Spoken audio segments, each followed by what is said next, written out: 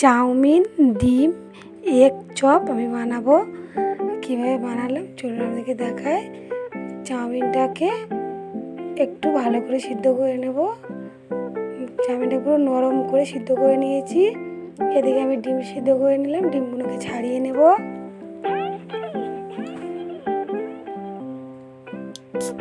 সব ডিম আমার ছাড়ানো হয়ে গেছে, আমি ডিমগুলোকে কেটে নেব।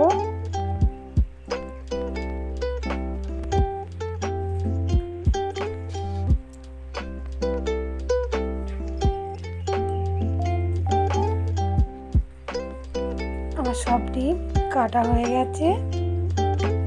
আমি একটা বাটিতে নিয়ে নেব কর্নফ্লাওয়ার নিয়ে জল দিয়ে আমি ভালো করে এটাকে ঘাঁটিয়ে নেব। আমি এরকম করে পাতলা একটা বেটার করে রেখে দেবো একদিকে। এদিকে আমি আদা রসুন পেঁয়াজের পেস্ট করে রেখেছি, ওটা নিয়ে নিলাম। দিয়ে দিলাম লবণ, লঙ্কার গুঁড়ো দিয়ে এটাকেও মাখিয়ে নেবো ভালো করে।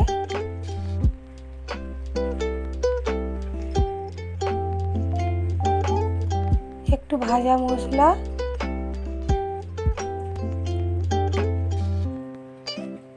মশলাটা হয়ে গেলে দিয়ে দেবো একটু কর্নফ্লাওয়ার, দিয়ে ভালো করে মাখিয়ে নেব।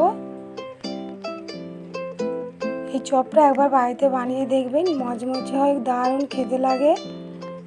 আমি মশলার মধ্যে ডিমগুলো দিয়ে মাখিয়ে নেব। ডিমগুলো মাখিয়ে তুলে নেব।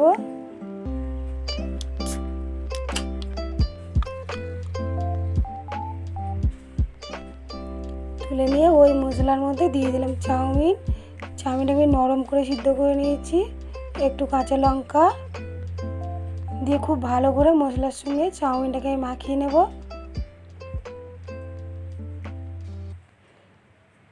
এটাকে হাত দিয়েও মাখানো যাবে, হাত দিয়ে ভালো করে মাখিয়ে নিতে হবে।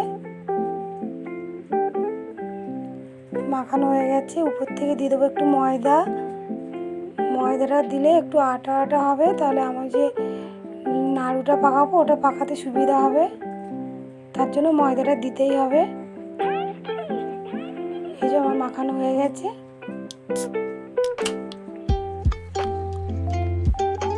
এই যে আমি এরকম করে একটা লাড্ডু পাকিয়ে নিলাম। এই যে ডিমটা নেব, নিয়ে হাতের সাহায্যে ঘুরিয়ে ঘুরিয়ে ভালো করে চাউমিনটা ডিমের গায়ে লাগিয়ে তারপর হাতের সাহায্যে একটা লাড্ডু টাইপের পাকালেই হয়ে যাবে। এই যে একটু ডিম দেখা গেলে অসুবিধা নেই।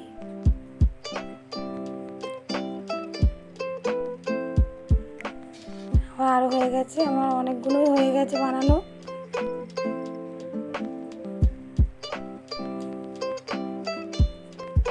এই যে আমি আরও একটা বানানো দেখাচ্ছি, আমি কিভাবে বানাচ্ছি এটা দেখেই ঠিক বুঝতে পারছেন কিভাবে বানাতে হবে।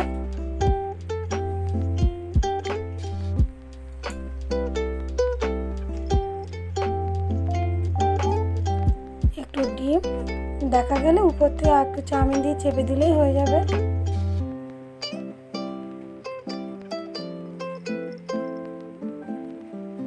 আমার সবগুলো বানানো রেডি হয়ে গেছে। কড়াতে তেল দিয়ে দিলাম, আর সেই আগে থেকে কর্নফ্লাওয়ারের গোলাটা রেডি করে রেখেছিলাম ওর মধ্যে বলগুলো ডুবিয়ে নিয়ে তেলের মধ্যে দিয়ে দিতে হবে। তাহলে চাউমিনগুলো ছেড়ে যাবে না আর মচমচে হবে খুব সুন্দর। আমি এভাবে সবগুলো দিয়ে দেবো যতগুলো দেওয়া যায়।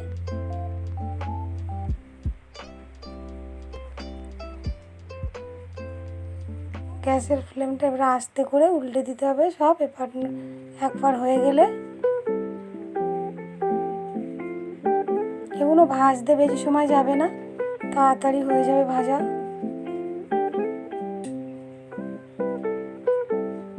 উল্টে পাল্টে আমি লাল লাল করে ভেজে তুলে নেব।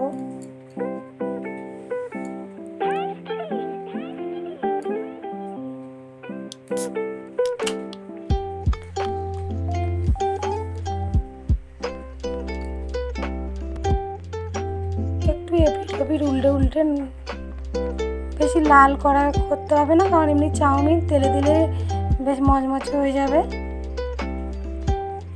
এই যে আমাদের এগুলো এরকম কালার হয়েছে, এবার আমি তুলে নেব একটা একটা করে।